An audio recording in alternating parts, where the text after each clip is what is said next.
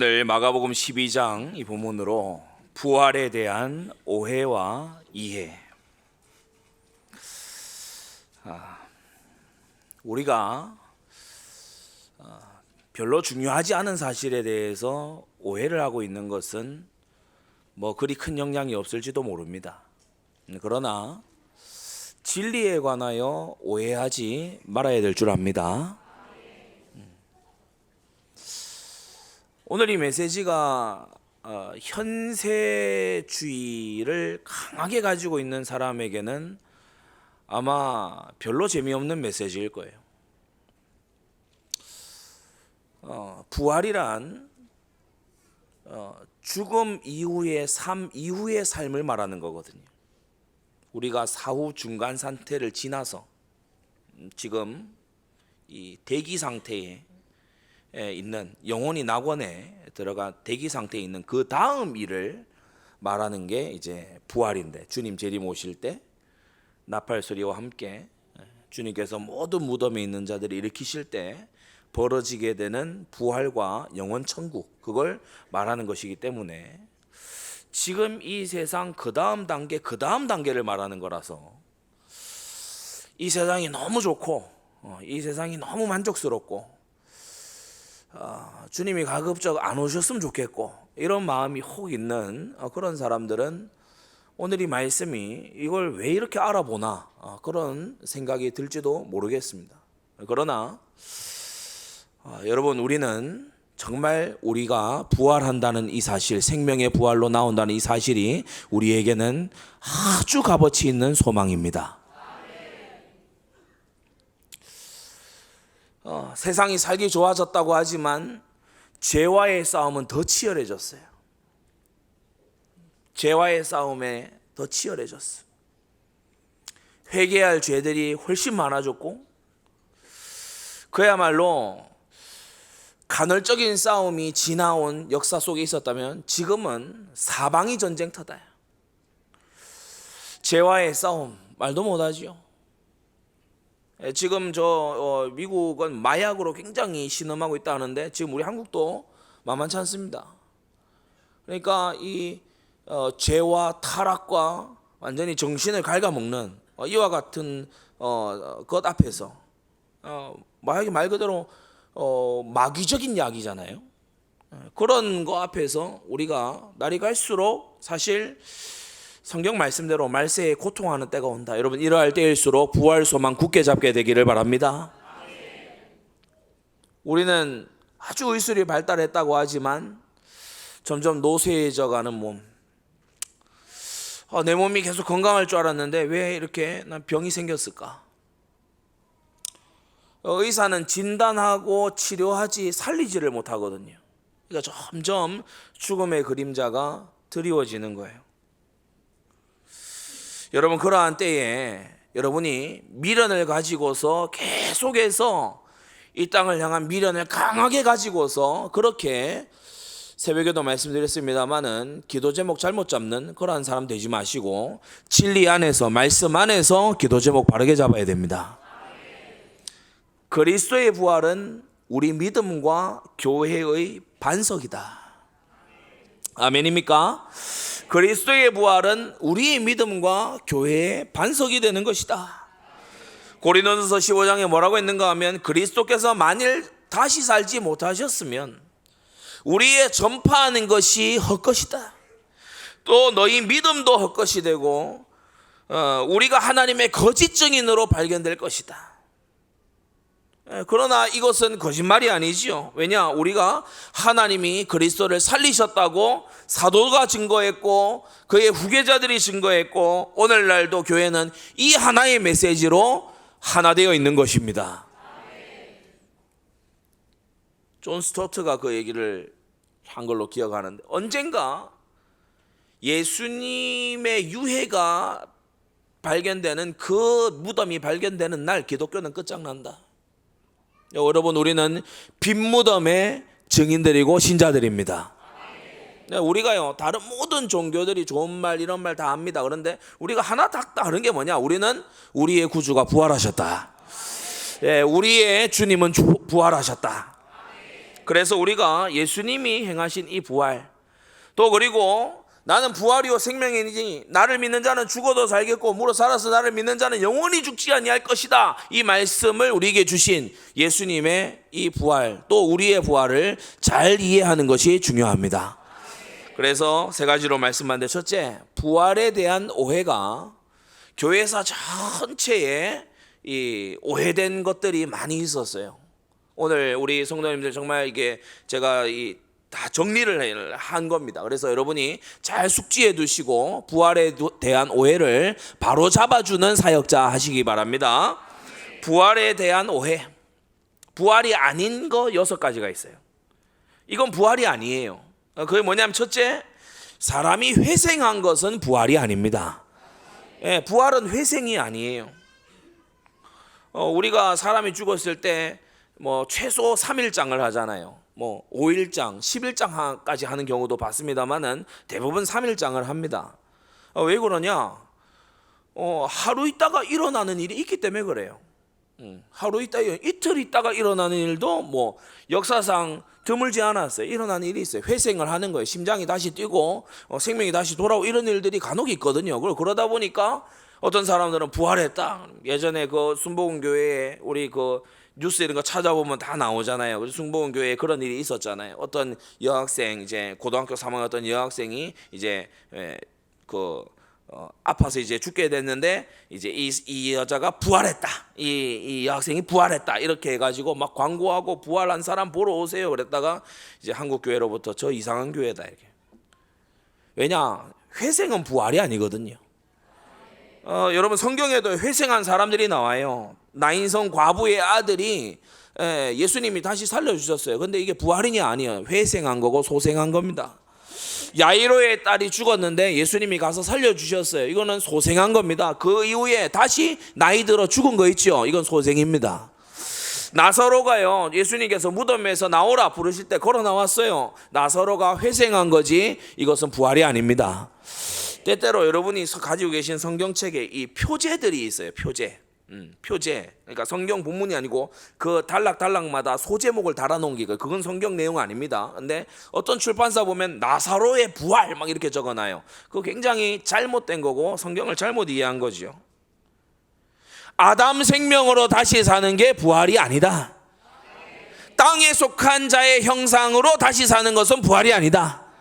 하늘에 속한 자의 형상을 덧입는 것이 부활이다. 아담 생명으로 다시 이 숨쉬고 살고 이렇게 하는 건요, 죄의 유혹에 여전히 약해요. 시공간을 못 넘는 거 있죠. 영화롭게 되지가 않았어. 이런 것은 회생이지 부활이 아니에요. 단 성경에 보여주는 이 회생, 죽은 자가 살아난 회생은 예수 그리스도의 부활, 장차 다가올 성도의 부활을 예고하는 그 예고편에 불과했던 것입니다. 우리 예수님께서 십자가에 달려 운명하실 때에도 마태복음 27장에 보면은 무덤들이 열리며 자던 성도의 몸이 많이 일어났다고 했어요. 예수의 부활 후에 저희가 무덤에서 나와서 거룩한 성에 들어가 많은 사람에게 보이며 증거했다. 여러분, 생명의 역사가 있지만 여러분 다 모든 것이 부활이 아닌 것을 분별하게 되기 바랍니다. 첫째로, 부활은 회생이 아니다. 회생이 아니다. 아담 생명이 다시 사는 게 아니다. 두 번째, 부활은 환생이 아니에요. 참 신기한 거는 마가복음 6장이나 복음서 이렇게 보면은 히브리 사상 중에 환생 사상이 없거든요. 그런데 이 이방 사상, 이 마귀적인 이 사상은 동서양을 막론하고 중동이든 어디든 다 비슷한 사상을 막 심나 봐요. 뭐라고 하는가 하면, 헤롯이 이 예수님이 막 사역하는 걸 보고 내가 죽인 세례 요한이 되살아났나? 이렇게 이제 생각을 하는 거예요. 환생인가? 여러분, 부활은 환생이 아닙니다. 어떤 사람은 얘기해요. 죽으면 다 잊어버리게 돼, 모르게 돼, 우리가 나중에 못 알아볼 거야. 아닙니다. 예수님께서 십자가 달리시기 전에 제자들에게 내가 다시 살아난 후에 갈릴리에서 보자 이렇게 하셨어요. 부활하신 주님께서 그걸 그대로 기억하시고 제자들보다 앞서 갈릴리로 가셔서 기다리신 것입니다. 여러분, 그래서 환생이 아니에요. 다른 존재가 돼버리는 게 아니에요. 우리가 지금의 기억, 지금의 이 관계 그대로 우리가 부활하게 되는 것이에요. 친밀했던 사람 여전히 친밀합니다. 여러분, 그래서요, 우리 교회 생활 잘해야 될 줄로 믿습니다. 예, 영원히 볼 사람들이에요. 예, 죽으면 끝이 아니고 영원히 볼 사람들이야. 예, 우리 대예배 시간이지만 좌우로 한번 보십시오. 영원히 본다 생각하니까 깝깝합니까? 예, 그런 생각하면 안 돼요. 예, 영광스럽게 바뀔 거예요. 욕되지 않을 거예요. 입냄새도 안 나고. 지금은 마스크 써야 좀 편한 이런 경우가 있지만은 지금 괜찮아요. 예, 우리가 부활하면 하나님이 영화롭게 해주시는 줄 믿습니다. 주님께서요, 갈릴리에서 만나자, 이거 십자가 달리시기 전에 하신 약속이거든요. 부활하신 이후에 그대로 하시는 거 있죠. 자, 세 번째, 부활체는 육신 없는 영적 존재가 아닙니다. 여러분, 우리는 붕붕 떠다니는 그러한 이미지로 천국을 상상해서는 안 될 줄로 믿습니다. 부활 육체는요, 영혼만 있는 그러한 존재가 아니에요. 몸이 있어요.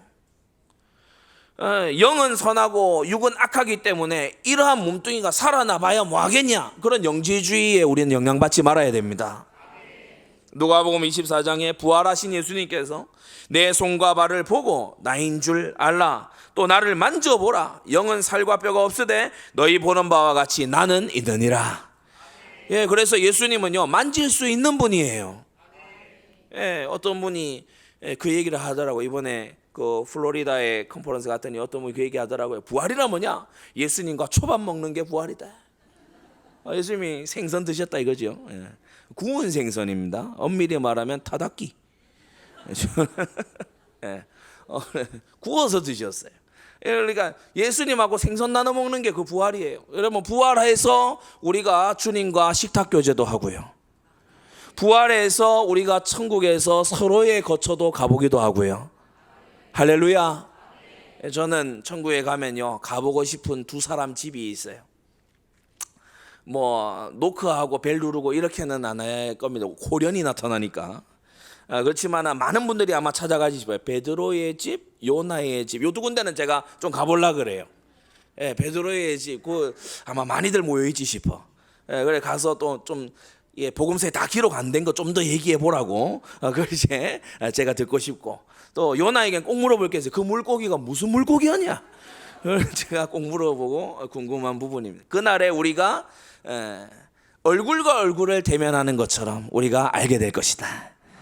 여러분, 우리 구주를 배우게 될 것이고 믿음의 선진들을 배우게 될 줄로 믿습니다. 예, 그래서 부활은 육신이 없는 영혼만 다니는 그러한 상태가 아니다. 우리 개혁주의 3대 신앙 고백이 있죠. 웨스트민스터 신앙 고백, 하이델베르그 요리문다, 그리고 세 번째가 벨직 신앙 고백인데, 이게 3대 신앙 고백서인데, 벨직 신앙 고백서 19번에 보면 이렇게 말하고 있어요. 그가 부활하여 그의 몸을 불멸하게 하였으나 그러나 그의 인간성이 달라진 것은 아무것도 없었다. 아멘. 예, 우리 예수님은 부활하셔서 여전히 강론하시고 말씀하시고 40일 동안 하나님 나라 일을 말씀하시고, 여러분, 그러한 우리 주님이십니다. 우리도 그 주님처럼 부활하게 될 줄로 믿습니다.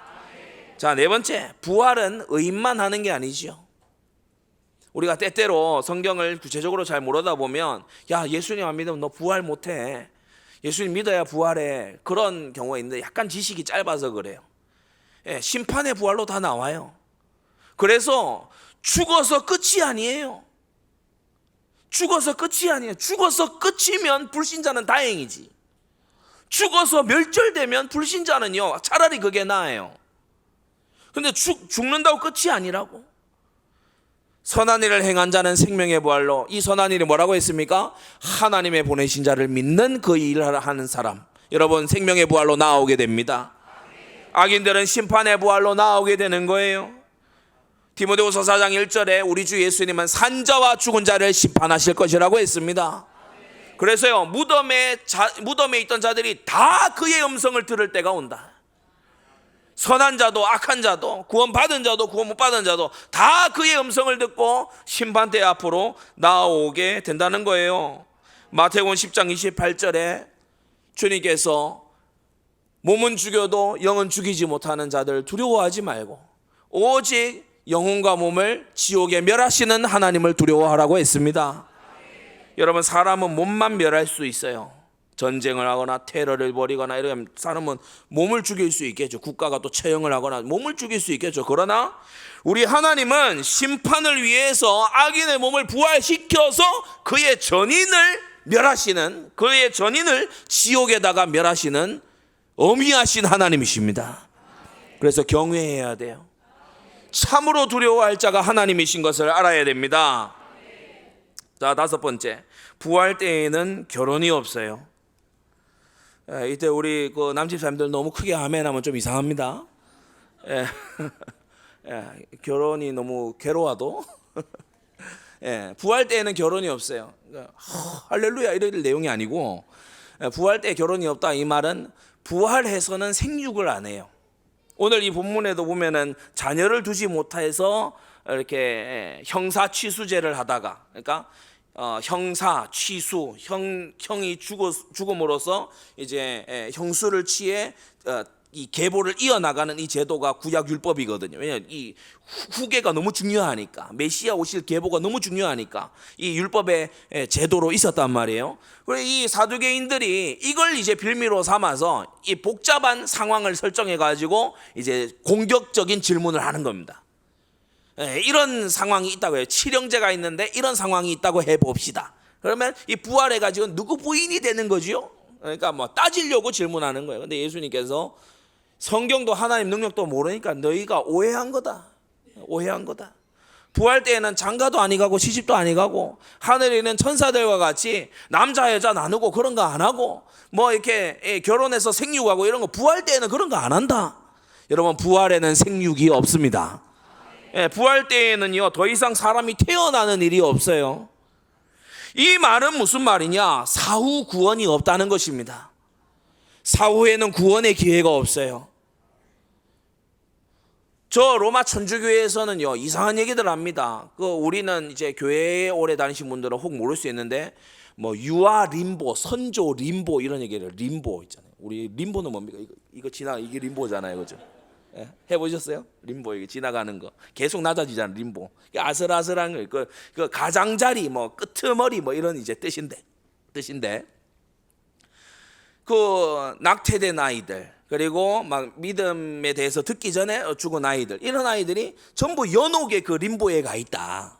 이런 식으로 막 이제 성경에 없는 것을 주장하는 거예요. 당장에, 여러분 잘 들으십시오. 당장에 아이를 잃은 부모에게 위로는 될 수 있겠죠. 이 아이가 지옥 갔다 이러면 굉장히 낙담할 거 아닙니까? 이 아이가 천국 갔다 무슨 근거로? 그러니까 이 연옥을 개발해내 가지고 막 이렇게 위로하려는 차원에서, 그런데 성경에 있냐? 성경에 전혀 없어요. 여러분, 우리가 위로받을 때 바른 위로 받아야 됩니다. 아무렇게나 위로받으면 안 돼요. 내세에는 생육이 없고 사후에는 구원의 기회가 없어요. 누가복음 16장을 보니까 부자와 나사로가 서로 이제 부자는 하나님을 믿지 아니하고 지옥에 가고, 나사로는 거지였지만 하나님을 믿어서 아브라함의 품에 안기게 됐는데 천국과 지옥에 큰 구렁이 있어서 건너가지를 못한다. 여러분, 천국과 지옥은 왕래가 안 됩니다. 그래서 우리가 가져야 될 중요한 교훈은 뭡니까? 살아있는 동안에 복음 전해야 된다. 살아있는 동안에 구원의 기회가 있는 것이다. 여러분, 지상에 있을 동안만 우리가 구원의 기회가 있는 거예요. 정말 깨닫게 되시고 사명 새롭게 하게 되기를 바랍니다. 사람이요 죽음에 가까워질수록 일단 예수님 믿어야 돼요. 저 노인분들 예수님 믿고 이 지옥을 면해야 돼요.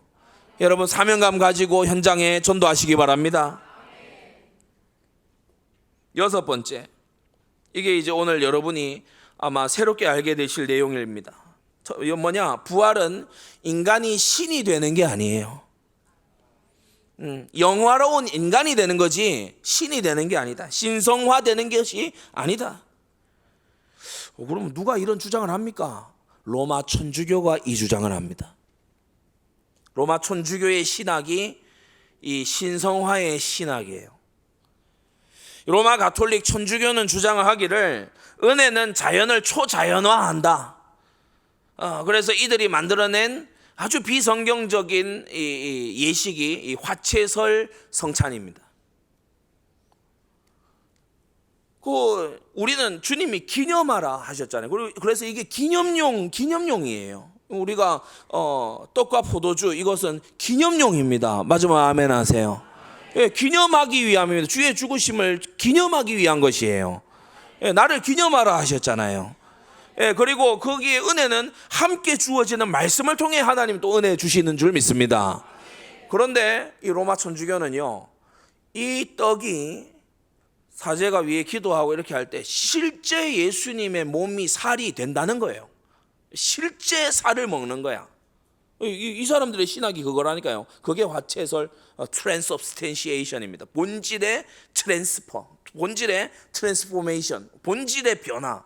이 피도 이게 포도주가 실제 예수님의 피가 된다는 거예요. 이게. 그래서 이 사람들 어떻게 하는가 하면은 그 떡을 막 높이 듭니다. 그리고 천주교 신자들 보면요, 이 앞에서 막 무릎 꿇고요, 엎드리고, 그리고요 막 잔을 막 포도주 담아 다 잔을 높이 들어요. 어디 감히 구주의 피가 여기 있는데 어디 꼿꼿하게 서가지고 있냐, 그리고 다 무릎 꿇고. 근데 포도주인데, 빵인데. 그래서 이게 뭐예요? 우상숭배가 딴 데 있는 게 아니에요.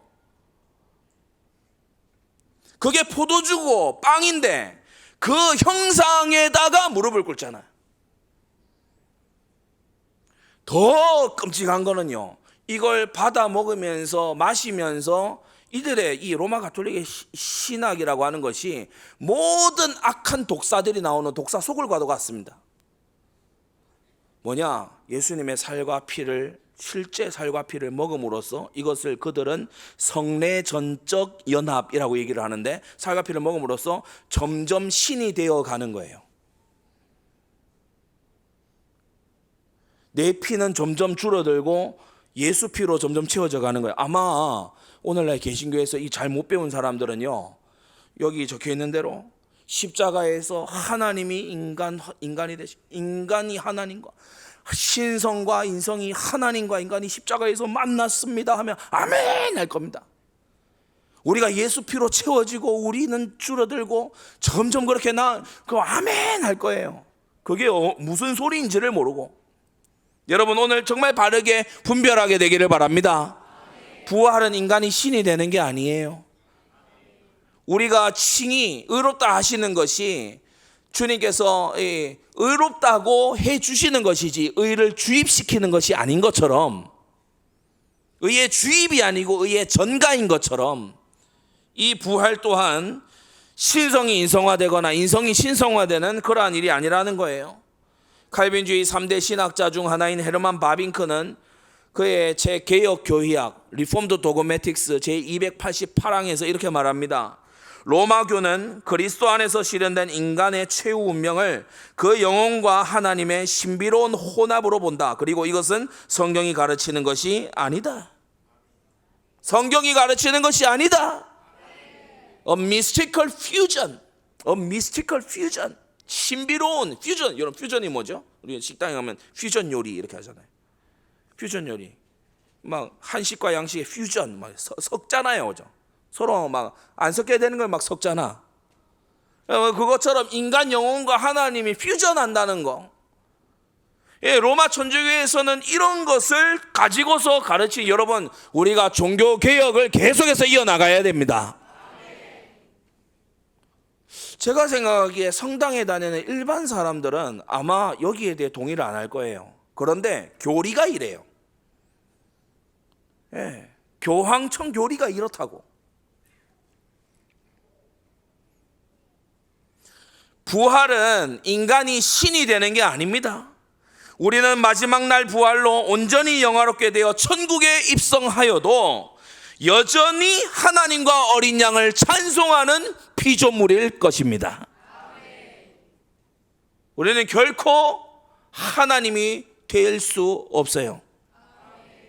로마 천주교가 지금 이 하는 짓이 뭐죠? 이것을 먹는 날에는 네가 하나님과 같이 돼. 그리고 로마 천주교의 성찬은요, 네가 이것을 먹어서 하나님과 같이 되라. 우리는 단호하게 거절하는 것입니다. 그것을 받지 아니하겠다.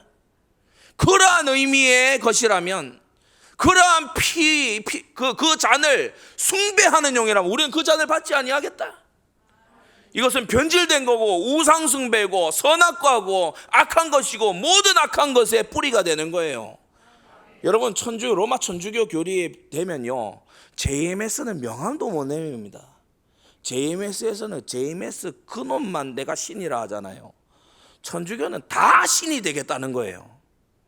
많이 씨도 명함 못 내밀어요. 명함 못 내밀어. 여러분 이 모든 틀린 교리들의 이 독사굴과 같은 것이 천주교. 저는 천주교에 대해서 호의적인 그런 이 개신교 목사들을 보면요, 황당하기 이를 데가 없습니다. 혹시 이 중에 우리 교회 안에 혹시 그런 어떤 일말의 타협의 그런 것 가지고 있는 분들, 여러분 그런 생각 접게 되시기를 바랍니다. 같으면 왜 개혁을 해요? 예? 같은 유면 왜 개혁하냐고. 우리는 천주교의 이단에 빠져 있는 그 사람들을 건져내서 올바른 부활을 가르치고 올바른 성경 말씀을 가르쳐야 될 줄로 압니다. 그래서 큰 두 번째, 부활에 대한 바른 이해는 그럼 뭡니까? 성경이 증거하는 부활은 뭡니까? 어떤 사람들은 부활은 신약에 갑자기 나타난 거다. 그렇지 않습니다. 계시의 점진성에 따라서 구약에도 이 부활의 그림자들이 있었어요. 구약의 부활은 그림자로 예고편으로 이렇게 많이 보여졌는데 그 중심 주제는 다음과 같습니다. 사망 권세는 생명의 하나님을 결코 이길 수가 없다. 하나님은 생명의 주관자시다. 하나님은 사망 권세를 능히 제압하신다. 죄로 인해서 사망이 들어왔지요. 하나님께서 에덴을 창설하시고 거기에 선악을 알게 하는 나무의 실과 금지된 실과도 두셨지만은 다른 한편에서는 생명나무도 두셨어요. 여러분 오늘날도 마찬가지입니다. 교회에 와가지고 주님께서 창설하신 교회 안에 와가지고요, 여러분이 생명의 길, 하나님의 진리, 주님의 말씀 여기에 집중해야 돼요. 요건 죄일까 아닐까? 그 앞에 가서 갸우뚱거리고 있지 마세요. 예, 이건 죄일까 아닐까? 이런 거 가서 하지 마세요. 예, 그래서 우리가요, 전도와 선교와 제자 사역하는 데에 우리의 관심이 몰두되어 있어야 됩니다. 서로 막 물고 뜯으려 그런 거 하지 마세요. 여러분 정말 하나님 주신 사명 감당하기도 바쁜 인생입니다. 예, 그래서 우리가 이 생명나무를 취했으면 얼마나 좋았겠어요. 그런데 선악과 가가지고 하나님 그 마신 거 가서 이거 뭐 어떻게 되나, 하나님처럼 한번 돼볼까, 이런 마음 가지고서 먹고 죽음이 찾아 들어온 거예요. 여러분 죽음은, 성경이 말하는 죽음은 분리거든요. 이 창세기 3장의 이 죽음은, 죄가 끌고 들어온 이 죽음은 세 가지 차원입니다. 하나님과의 분리, 하나님과의 단절, 이 영적 죽음이에요. 하나님과 단절되니까 하나님이 축복을 모두 몰아서 딱 예비해 두신 에덴의 뜻이 기쁨이거든요. 이것도 같이 상실했어요. 하나님을 누리는 축복된 삶도 같이 단절됐어요. 하나님을 잃으면 하나님만 잃는 걸로 끝나지 않습니다. 하나님 안에 있는 모든 행복이 한꺼번에 다 없어졌어요. 결국 어떻게 되냐, 하나님과 분리, 에덴과 분리, 그리고 흙과 분리되게 됐어요. 흙으로 지어졌잖아요. 그래서 우리의 몸과, 흙으로 지은 우리 몸과 주님이 불어넣어 주신 생기가 서로 분리되는 걸 죽음이라고 합니다. 모든 사람이 겪는 일이죠. 아담 이후로요, 사망이 모든 사람 위에 왕노릇하였다고 했는데 우리가 구약을 가만히 보면요, 하나님께서 이 사망을 제압하신 일들이 곳곳에 기록이 많이 되어 있습니다. 여러분 하나님은 사망 권세 이기십니다. 오늘 정말 믿음 회복하게 되시기 바랍니다. 우리가 구약에 보면요, 하나님과 300년 동행하고 죽음을 보지 않고 하늘로 올리온 에녹이 나와요. 하나님이 사망을 면해 주신 거 있죠. 히브리서 11장 12절에도 보면요, 죽은 자와 방불한 사라로 인해서 나이 90에 경수가 다 끊어지고 하나님은 후사를 주겠노라고 너희 자손이 하늘의 별과 같고 땅의 모래와 같을 것이라고 했는데 자기는 몸이 죽은 것 같아. 그런데 이 아브라함이, 이 사라가 하나님을 믿었기 때문에, 생명의 하나님을 믿었기 때문에 하나님께서는 이들에게 생명의 역사로, 사망 권세를 제압하시는 역사로 주님의 일을 이루신 것입니다. 그래서 히브리서 11장은요 계속해서 부활신앙 말하고 있어요. 이 믿음의 사람들이 가졌던, 구약의 믿음의 사람들이 가졌던 신앙이 뭐냐? 부활신앙이다. 이어서 아브라함도 얘기하지요. 죽은 자 가운데서 도로 받은 것 같이 이삭을 되돌려 받은 것이다. 여러분, 이러한 하나님의 능력을, 약속을 우리가 구약을 통해 확인하게 되는 것입니다. 여러분, 노아가 많은 물 가운데서, 모든 사람이 멸망하는 그 가운데서 구원함을 입었지요. 이 물은 심판을 이 아주 죽음을 의미하는 것인데, 모세 또한 물에서 건진받았습니다. 모세의 이름 뜻 자체가 물에서 건진 자입니다. 이스라엘이 홍해를 마른 땅같이 건넜고요. 다윗이 고백하기를 사무엘하 22장에 보면 많은 물 가운데서 나를 건지신 여호와를 송축할지라. 할렐루야. 그래서요, 죽음의 권세를, 죽음의 위협을, 죽음의 그 고난을 이기도록 생명의 하나님이 역사하시더라. 더 노골적으로 부활을 예표하는 건 뭡니까? 열왕기상에 가서 보면은요, 사르밧 가부의 아들이 죽었는데 하나님의 사람이 가서 살려내는 거 있죠. 수넴 여인의 아들이 죽었는데 하나님의 선지자가 가서 살려내는 거 있죠. 이 구약에 나타난 회생의 역사, 이게요 장차 다가올 부활을 예고하는 것입니다. 여러분, 열왕기하 13장 21절에 보면은 어떤 사람들이 매장을 하려고, 이제 사람이 죽었으니까 매장을 하려고 이 시체를 가지고 이제 안에 넣는데 엘리사의 뼈에 닿은 거야. 엘리사의 뼈에 닿자 어떻게 됐다 했어요? 곧 회생하여 죽은 자가 일어났다. 여러분, 주님은 사망 권세를 이기시는 하나님이십니다. 요나가 사흘간 물고기 뱃속에 있었던 거, 그를 꺼내주신 분이 바로 구원의 하나님이시죠. 욥은 또 어떻게 확신했습니까? 내가 알기에 나의 구속자는 살아계시니 그가 후일에 땅 위에 서실 것이라.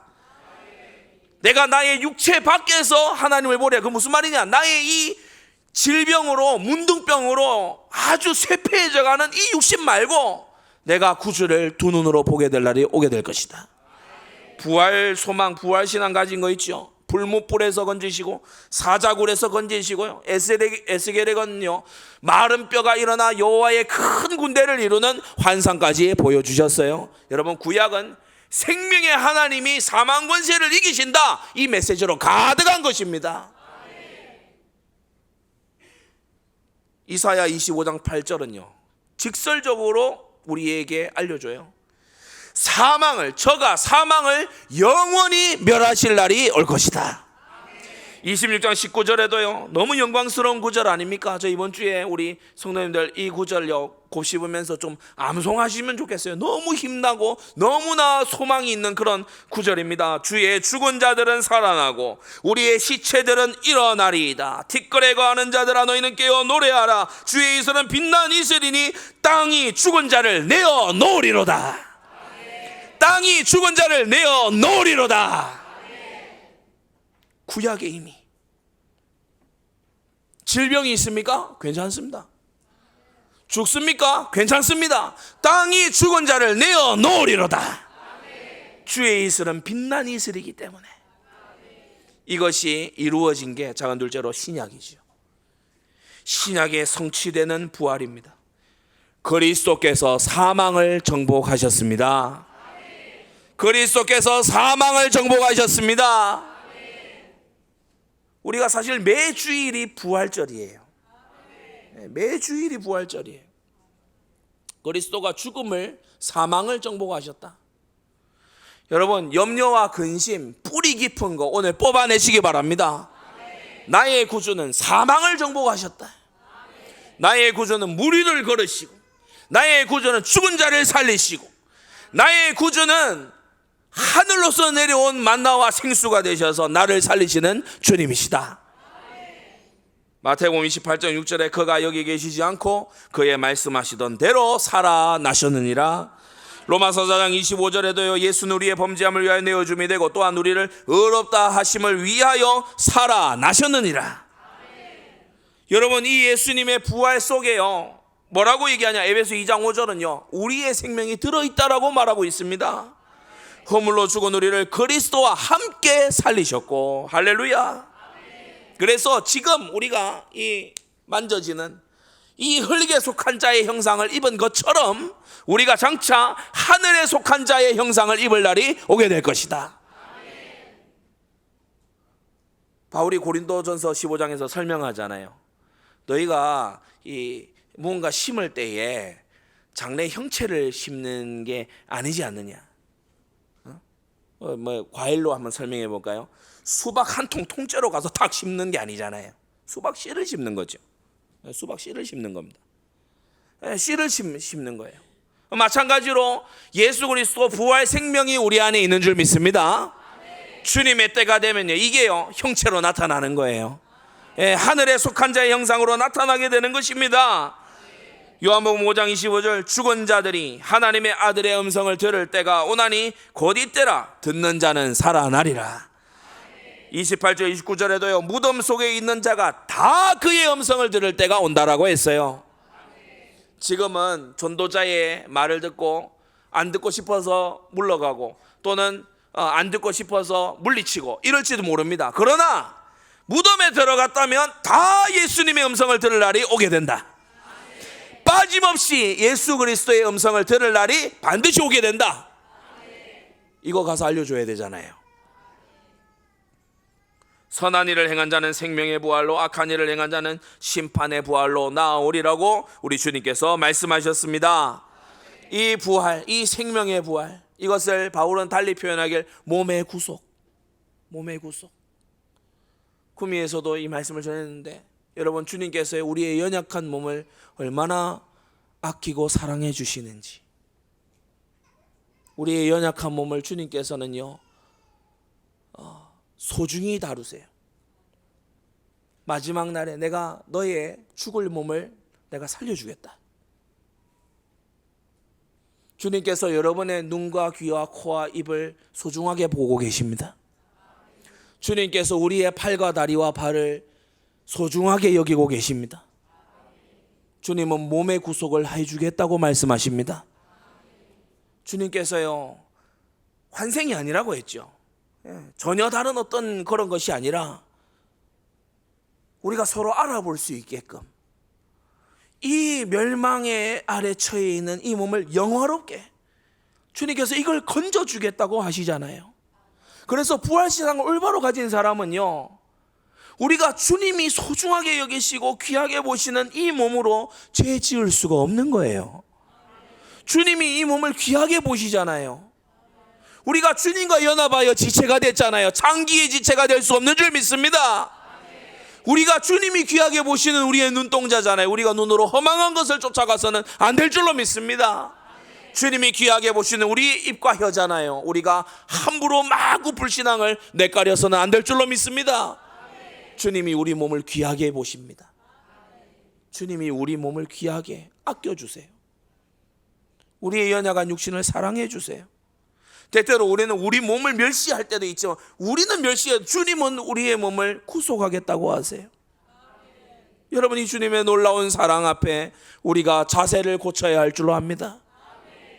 여러분, 몸의 죄악을, 몸의 사욕을, 몸의 정욕을 죽여가는 여러분의 삶이 되기를 바랍니다. 마지막 세 번째예요.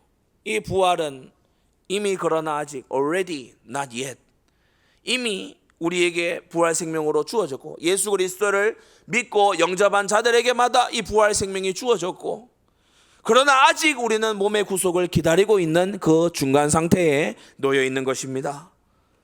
작은 첫째로 이미 그리스도와 함께 살리심을 받았습니다. 이게 첫째 부활이에요.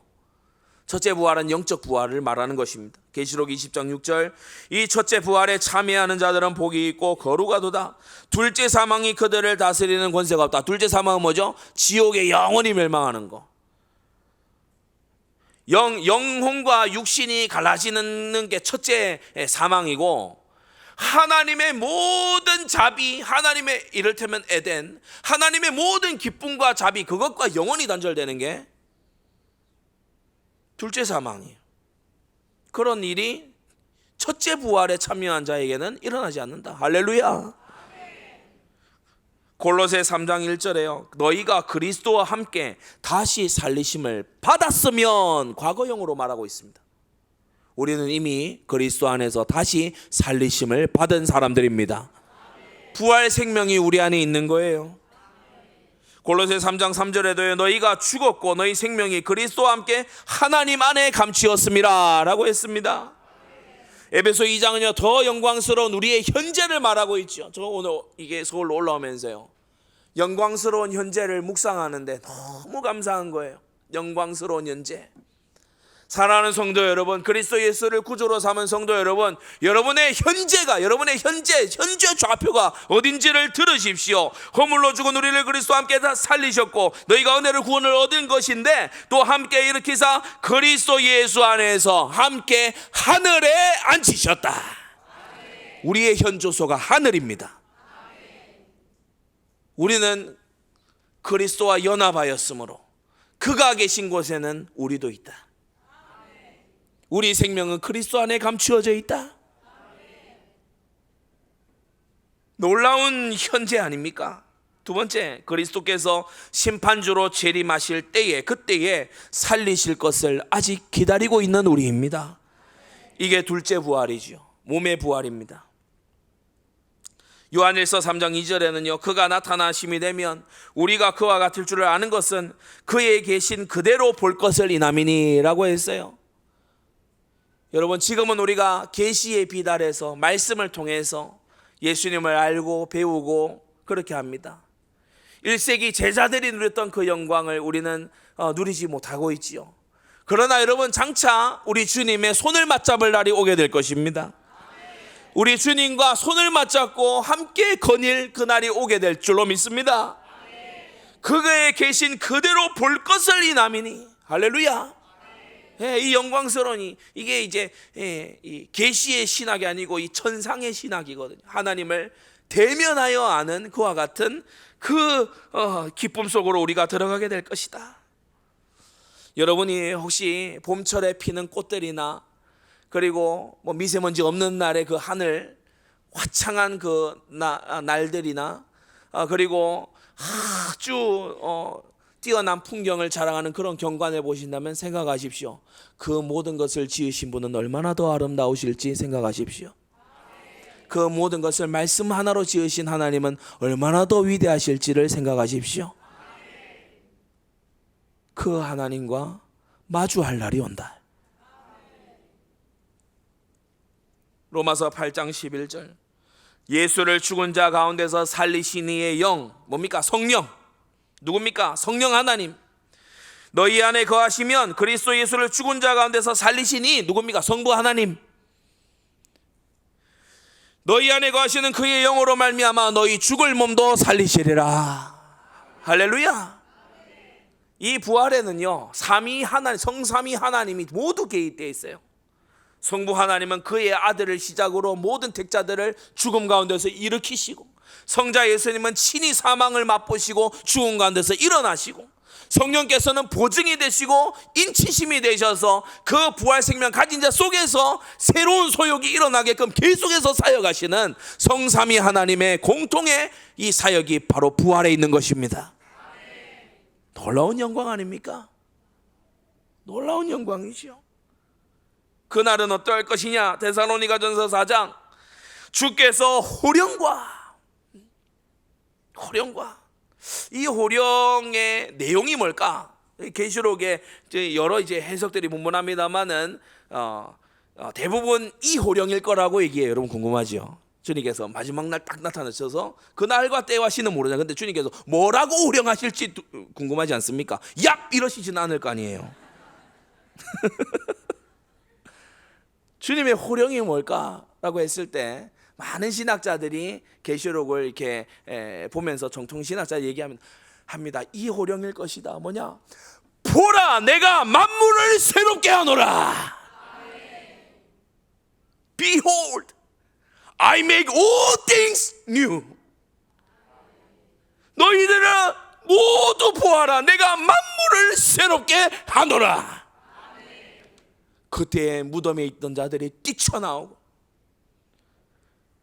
하늘이 종이축 말리듯이 다 말려 들어가고, 새하늘과 새 땅 하나님이 예비하신 우리 구주 예수님께서 내가 너희의 저 거처를 예비하러 간다 라고 하신 그 거처가 저 하늘에 우리를 향하여 어린 양과 그 보좌가 내려오는 그 영광의 그날이 우리가 부활하는 그날이라는 거예요. 여러분, 이 영광스러운 한 날을 위하여 우리가 살아야 할 거 아닙니까? 세상은 우리를 절망시킬 수가 없습니다. 그 어떤 질병과 고통도 우리를 좌절시킬 수가 없습니다. 왜냐? 보라, 내가 만물을 새롭게 하노라. 할렐루야. 그래서요, 주님께서 다시 오신 그날에 호령과, 주님이 호령하니 천사장들의 소리와 하나님의 나팔로 친히 하늘로 쫓아 강림하시리니. 재림주는 태어난다 아니면 강림한다? 강림하신. 재림주는요, 본 적이 있으면 안 돼요. 재림주 어디 출생이고 뭐 주민등록증 있고 이러면 안 돼요. 재림주는 하늘로 쫓아오거든요. 가신 본근대로 하늘로 쫓아오죠. 모든 사람이 볼 수 있도록 오시는 그분이 재림주입니다. 할렐루야. 한 번 태어난 자는 두 번 죽고, 두 번 태어난 자는 한 번 죽어요. 이 진리를 바르게 깨닫게 되기 바랍니다. 그래, 마지막 세 번째로, 이 부활 소망 가진 성도는 그러면 마땅히 어떻게 살아야 되냐? 네 가지입니다. 경건함과 소망으로 삽니다. 경건함과 소망으로 삽니다. 요한일서 3장 3절에 주를 향하여 이 소망을 가진 자마다, 이 부활 소망 가진 자마다 그의 깨끗하심과 같이 자기를 깨끗하게 하느니라. 영원 천국에 어울리는 사람으로 점점 변화되어 가는 거예요. 베드로서 3장에도 말씀했죠. 거룩한 행실과 경건함으로 하나님의 날이 임하기를 바라보고 간절히 사모하라고 했습니다. 여러분, 그 날을 사모하고 그 날을요 정말 사모하기 때문에 선교하고 그런 우리가 되어야 될 줄로 믿습니다. 선교에는요 하나님의 명령이다 이런 동기도 있고, 또 선교에는요 저 멸망하는 열방을 봐라 이런 동기도 있지만, 세 번째 또 다른 동기가 있으니 우리는 이 천국 복음이 모든 민족에게 증거되기 위하여 온 세상에 전파되리니 그제야 끝이 오리라. 끝을 보고 싶어서, 우리 주님 다시 보고 싶어서, 빨리 보고 싶어서 우리는 선교하는 것입니다. 둘째, 항상 힘써 말씀을 전파하는 게 우리가 살아야 되는 부활 생명 가진 자의 삶이에요. 디모데후서 4장에 말씀했지요. 하나님 앞과 산자와 죽은 자를 심판하실 그리스도 예수 앞에서 그의 나타나실 것과 그의 나라를 두고 엄히 명하노니 너는 말씀을 전파하라. 때를 얻든지 못 얻든지 항상 힘쓰라고 했습니다. 진리를 전해야 돼요. 죽으면 끝, 그런 게 아니다. 그런 것이 아니다. 생명의 부활과 심판의 부활이 있다. 그리고 영원한 생명의 부활로 나올 수 있는 길도 있다. 여러분, 말씀을 전파해야 될 줄로 압니다. 세 번째, 주의 일에 더욱 힘쓰는 자들이 되는 게 우리의 합당한 자세예요. 여러분, 한번 생각해 보세요. 저는 좀 이해가 안 되는 그런 행동을 저 자신도 예전에 바쁘다 보니까 할 때가 있었는데, 선교하러 인도 가는데 개역 한글 성경 들고 갔어요. 한영 성경도 아니고, 제가 막 정신없다 보니까 그렇게 한 적이 있거든요. 근데 계속 그러면 이상하잖아요. 또 달리 얘기해서 뭡니까? 이제 예를 들어 유학길에 올랐어. 미국에 가서 적어도 한 3년은 있어야 돼. 근데 10,000원짜리 막 이런 거 막 챙겨가요. 거기서 그 마트 가도 세종대왕 안 받아주거든. Who is this? 안 받아줘요. 근데 달러는 하나도 안 챙기고 이 한국 돈만 잔뜩 챙겨서 가는 거야. 그 사람 이상하잖아요, 그죠? 우리가 영원한 하나님 나라 들어왔는데 하나님 일을 열심히 해야지. 맞습니까? 하나님 나라 상급 준비해야죠. 그렇잖아요.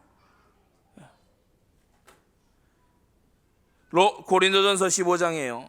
부활장, 부활의 진리를 설명한 이후에 마지막 절입니다. 58절 마지막 절에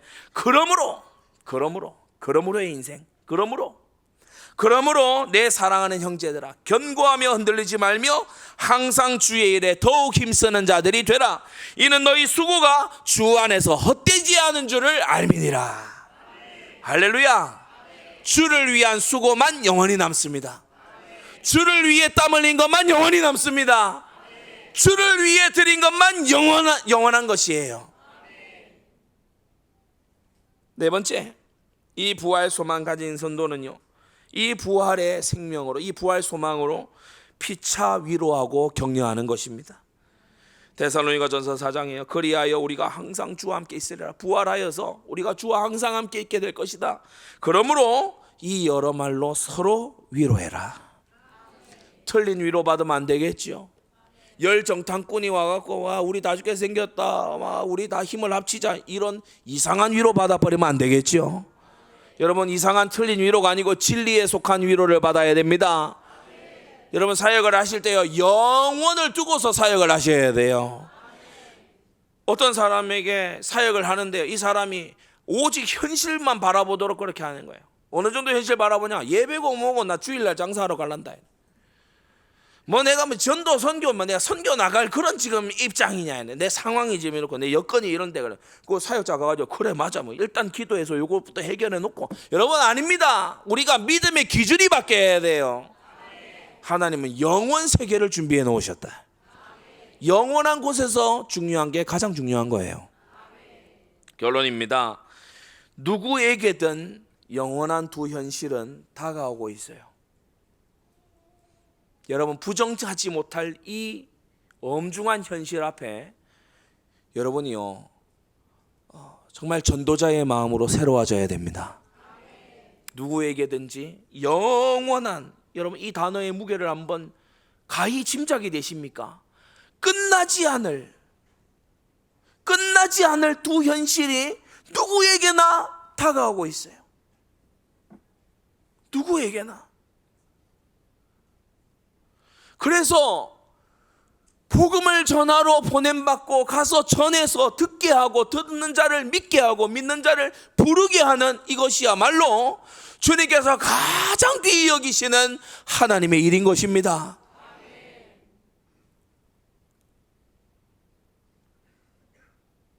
여러분, 복음은 간단하잖아요. 결론의 첫 줄 그거 아닙니까?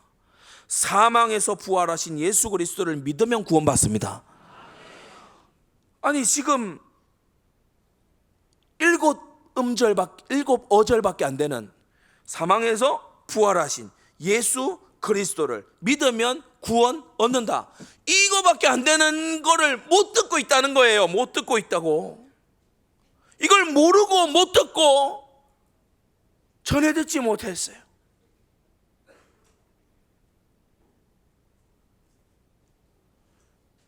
바울은 고린도전서에서 얘기합니다. 죽은 자가 다시 살지 못할 것이면 우리가 먹고 즐기고 그냥 먹고 즐기다가 죽는 그게 맞다. 그러나 우리가 부활한다면 나는 위험을 무릅쓰겠다. 만일 죽은 자가 다시 살지 못할 것이면 어찌 때마다 위험을 무릅쓰리요. 여러분, 선교는 장난이 아니죠. 시간을 쓰고 재물을 쓰고 나의 젊음을 쓰고 인생을 쓰고 위험을 무릅쓰는 것입니다.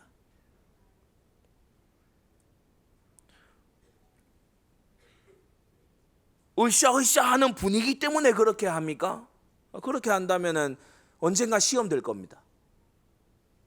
죽은 자가 다시 사는 것, 죽은 자가 부활하는 것이 분명하기 때문에, 그리고 그 삶이 영원하기 때문에 지금 못 듣는 자들이 있고 주님께서 부르시고 계시지만 아직 듣지 못한 자들이 있기 때문에 나아가야 된다는 거예요.